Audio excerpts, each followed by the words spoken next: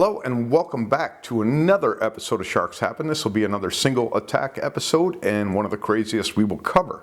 Back in 1935, there was a shark that was in an aquarium and it coughed up a human arm.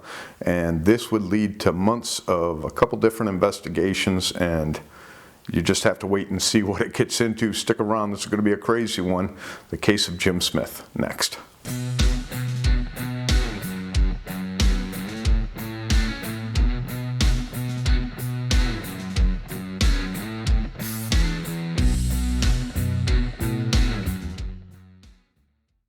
Okay, this crazy story starts out in Coogee Bay over in Australia, and it was April 17th of 1935. One Edward Hobson was out, and he was out a mile and a half from shore. No telling the time of day. It was probably later in the afternoon, as he would come back the next morning to check on his line in the water. He baited a hook for a shark.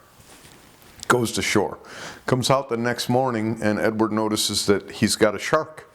A shark took the fish, took the bait, but it seems it was only a shark head left on the bait because another larger shark was also on the line. So he had part of a shark and a large shark, 12 to 14 foot tiger shark on his line.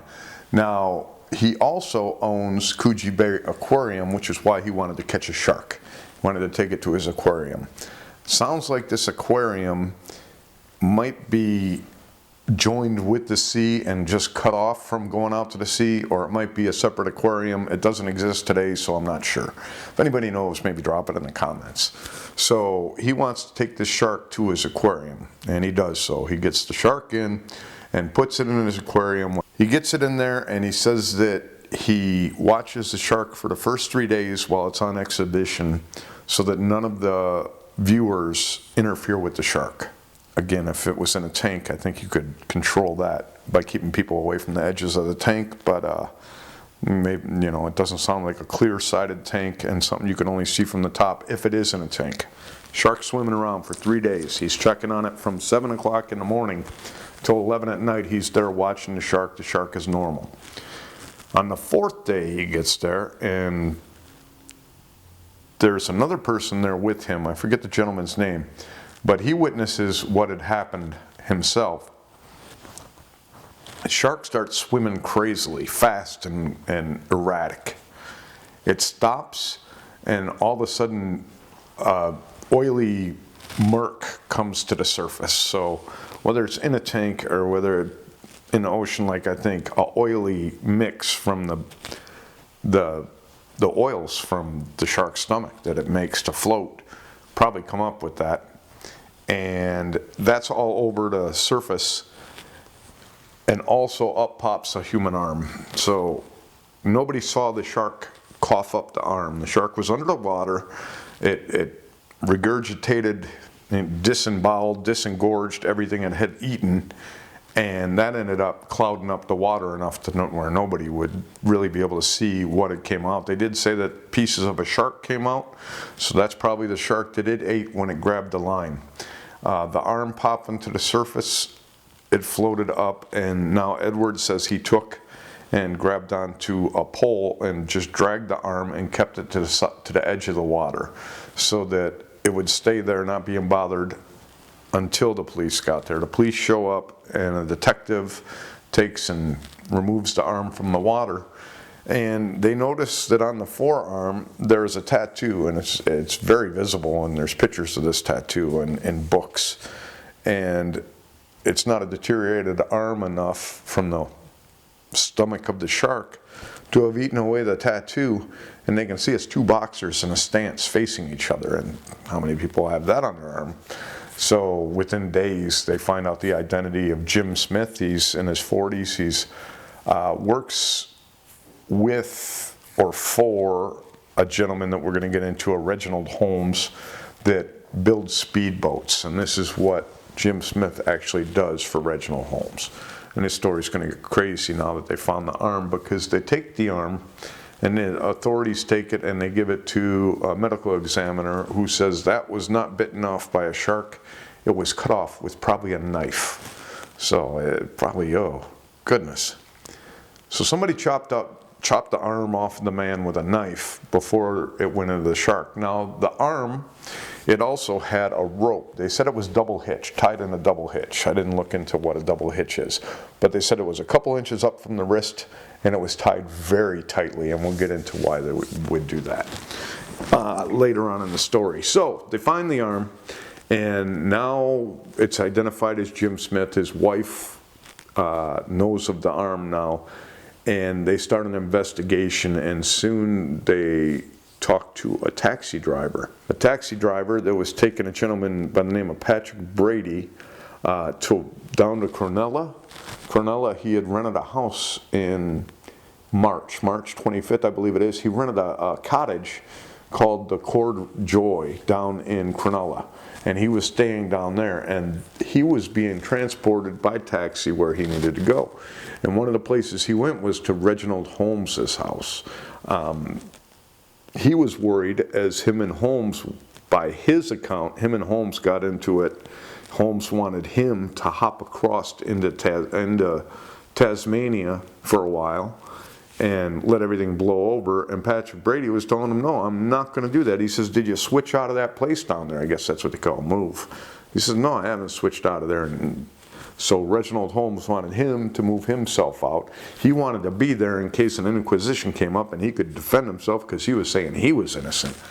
So now Patrick Brady, they've got him in his sights. They know that he went over to see Reginald Holmes, and both Brady and Holmes have connections to the mob and running cocaine with those speedboats. It's, I guess, known that they run cocaine from the ships that dump it overboard to shore.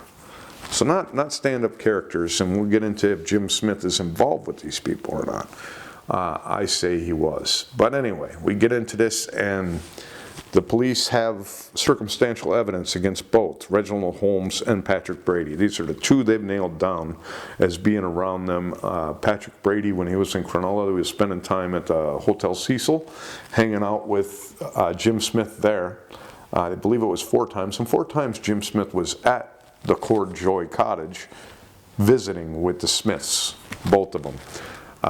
One of the reasons that I think Jim Smith is actually involved with the other two in some shady activity is, one, he ran a boat, I believe, for Reginald Holmes.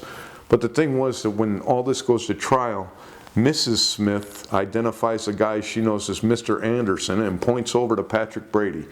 So now why that is strange is Patrick Brady is a 20-year friend of Jim Smith.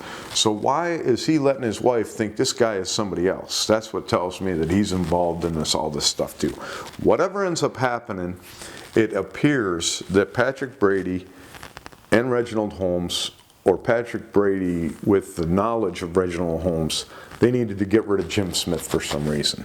Now we get into Patrick Brady and his side of the story. He says that Reginald Holmes had sent him to go buy a mattress, a new mattress, and to buy a tin chest. And he says he needed a tin chest for his boat, the Pathfinder. It's like a bigger boat, not a speedboat. It sounds like more of a fishing boat or a yacht type of a boat. But he says he needed this tin chest to be able to store gear from the Pathfinder in. He also needed the mattress, claiming that Jim Smith had burnt his other mattress. So this is where it even gets more convoluted, is that according to Brady, he was forging checks, forging signatures on checks to match them up. He's a forger too. You know, these guys are really good stand-up people. So he's trying to forge these checks so that they could cash them. I mean, you know, you go out and you make your money illegally and you don't use your illegally made money, I guess you just write up some more checks. But he's a forger, and he's trying to forge this name, and he gets into how it wasn't satisfactory to him or Holmes. But he says Holmes sent him to buy this stuff. He goes one day to buy this stuff, and this is sometime around April 9th or 10th, and the last time that Jim Smith is seen is April 7th. So this is a couple days after Jim Smith has disappeared. And he's sent to go buy this stuff, and he says he returned after it was locked. When he went into town, he returns, and Reginald Holmes's place is open. So he says he puts the mattress inside the house, and he puts the tin out by the boat shed, and then he leaves. And later on, there's testimony that another gentleman had found a tin chest that had about 3 inches in the bottom of kerosene. And then inside the kerosene, it looked like red drops of blood. And he says he shook it up to see if it was oil, and it wouldn't mix in with that. So he figured it might be blood. It was a blood-like substance in this can. And all he did, he says it had a terrible smell to it. So he dumped it all out, put a bunch of kindling in there, and kind of sterilized it by burning himself with fire in there. So we have that with the tin. You also have a missing rope and a missing anchor, along with a couple other little items from the boat that Brady and Reginald Holmes were using. And you get back to that arm that had the piece of rope tied to it. What they are saying and these guys did was dismembered the body, took it out to a shark-infested area, tied rope to the pieces to make sure that the sharks took it and they didn't fall to the ground. And this is why there was rope tied to the piece. There was probably rope tied to every piece of the body so that they could make sure that the body was taken care of. So here, you got these guys go out there, carefully feed this guy to sharks, and a shark gets himself caught, goes over and coughs up the evidence of an arm that leads to this situation to where these two now are circumstantially guilty, but they finally arrest Smith, and that's Brady, and that's where all this testimony came from about him going and picking up the tin chest and the other things, and him wanting to be sent over the border to Tasmania for a while. So they're going to go and they're going to arrest Reginald Holmes, and he knows he's going to be arrested. Well, I don't know whether it's before I know it's before he was arrested, but it seems to be probably after he knows he's going to be arrested that he's found. The police get a call one night, and there's a boat out in the middle of the probably Coogee Harbor, I would think, Coogee Bay, where he caught the shark and had his aquarium. And the authorities go out there and they end up in a 4-hour chase with this boat. So 4-hour chase ends. They get to the person that's in this boat, this speedboat. It's Mr. Reginald Holmes. He has a gunshot wound to his head. I don't know where it was on his head. And the story on this gunshot wound is he took his boat out there in the middle of the water and shot himself in the head. Fell into the water, tangled up in some rope, and that prevented him from drowning. Because the gunshot wound obviously didn't do the job, but he didn't drown because they say that he tangled himself up in rope, was able to climb back on the boat, and then he went running away from the authorities. Other stories say that maybe he was shot the first time by the mob, wanted him out of the way. Now he ends up arrested. He tells them his story. His story is that he was deathly afraid of Brady and Smith, worrying that they were going to do something to him. So now you got both sides saying weird things. Both of the women are wives of Holmes and Smith, basically don't have any information to give you, but Smith's wife thinks that Brady is Anderson. So this thing gets just nuts. So they go ahead and they get his statement. They got it set for him to go ahead and testify. And Holmes is getting close to the day he's testifying, and he's telling people that he knows he's worried that somebody's going to kill him, his wife, or his kids, or all of them. He's worried about the mob, obviously, and they get to a day before the trial, and they find his body by a bridge. He's in the car and he's shot 3 times. So he was executed, and because he was killed, he was the only witness they had to go and pin all this on Brady. So now Brady ends up getting out. He's gone. They got no evidence on him. They don't have a body. They don't have the person that supposedly knows what happened. He went ahead and first shot himself, survived that, and then was killed the day before he's going to testify. They have nothing on Brady now. So he ends up living his normal life, getting out of this whole situation due to all these events.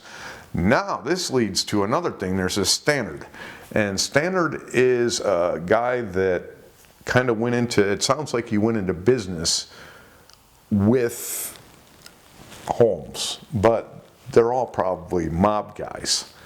And Stannard and this guy Strong, they end up being put on trial for the murder of Holmes. So now the shark that coughed up an arm led to the first two people, Patrick Brady and Holmes, that they assume killed Smith but cannot prove. And now the person that went ahead and killed Holmes is these other two, Stannard and Strong, that come up in the other stories too. So this whole mob type thing is outed because a shark coughed up an arm that they fed the thing to. Possible the rope made the shark sick. And when we get into the shark thing, the shark coughed up a rat, a bird, a part of another shark, and the arm. The arm floated to the surface. Now, you know, they're just assuming this stuff popped out of the shark because it was in the water right there. After the shark passed away, and it sounds like it passed away shortly after it disgorged the items, a gentleman that's a fish producer, he went ahead and thoroughly checked the stomach of that shark, couldn't find any human remains at all. They were thinking, hey, did the shark just feed on a person that was dumped in the water? But that wasn't the case. It just ate, probably the shark that ate the arm. Because even in a few days, because he said it was fourth day that it coughed up the arm, I would think the acids would eat away at that arm. It would eat that tattoo away. So maybe, like this other story I'm gonna put into this little clip, it's a little different version of the same story, and it only took till August of the same year to come out with a different story to this. Everything else is the same as what I've gotten into, but there's a little different story on this shark arm. And so it's possible and probably likely that that arm might have been in that smaller shark. So they fed it to the smaller shark. Larger shark ate the larger shark, the smaller shark, and then that smaller shark acted like a protective barrier for that arm. And it was eaten away by the acids of the shark's stomach. And when it got down to the rope in the arm, that shark probably disagreed with what it had in its stomach and disgorged everything in there. You know, the thing was dragged all the way into shore, didn't have a problem, still swam around fine for days. It seems like that shark, that arm with the rope, might have had a problem with the digestive system of the shark, in my opinion. There was quite a long piece of rope hanging from it. You know, it's not some little piece where they were holding it down there at the water. It's probably a couple feet of rope to keep you from getting bit by the shark when you're feeding them. So that's one of the stories of how that was there. Now there's another story, and the rat and the bird is crazy that they ate a rat and a bird, but we're talking a tiger shark. They like to eat whatever they can get their teeth on. So we're talking about the tiger shark that likes to eat just about anything. Well, the other story we have here is from the U.S. papers, and it's in August. So you're talking, maybe it's October. It might be October of the same year, 1935, but we're talking months after the fact. And they say that the gentleman Dobson was actually fishing with a net, which he wasn't. He was fishing with a baited line. They said he had a net and that he had caught fish in the net. And a small shark came in and ate the fish, and a larger shark came in and ate that shark and put a hole in his net, ruining his net. And he decided he would take it in and make some money with it. So he figured there were people on shore that would help him with the shark, help him get the shark out of there, out of the water or into the aquarium, whatever, which seemed odd to me. And then it's in the aquarium, before they even get it to the aquarium. This story is they're dragging it down the beach to get into the aquarium. The shark acted weird. It went ahead and coughed up the arm. Actually, it coughed up a small shark, a rat, and other fish. And then it rolled itself over and died. Now, the story is somebody had taken an oar and poked at the small shark. Small shark disintegrates, arm falls out. A little bit different story, but you can see how things change just in the first year from right when it comes out, with everybody saying the same thing that happens, and all of a sudden here, the shark, you know, a smaller shark had the arm inside itself and disintegrated when they poked at it. That isn't what happened. The arm floated to the surface in a bunch of murky oil that nobody could see. The thing was coughed up by the shark. They just know it was because it floated up to the surface at the same time. That's pretty much all we have on the Shark Arm Murder Mystery. We have a dead Jim Smith who was dismembered and fed to sharks.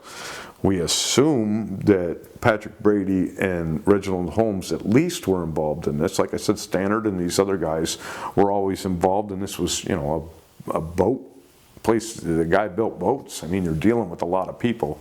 And if anybody has ever watched Bloodline, one of my favorite shows, you know, Marina's a good place to do that kind of stuff.